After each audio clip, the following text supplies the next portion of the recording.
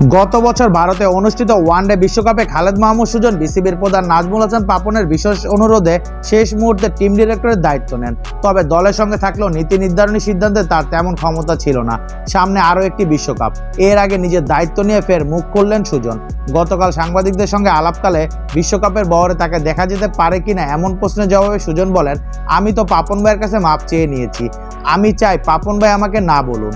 আমার মনে হয় তিনি জানেন বাংলাদেশ দলের এই পজিশনের দরকার নেই, খামাখা বাড়তি একটি পদের দরকার নেই।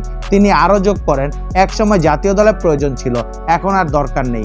আমি পাপন ভাইয়ের প্রতিটি কথা সম্মান করে থাকি। আমি এবার মাপ চেয়ে নিয়েছি, সত্যি বলতে কাজটা আর করতে চাই না।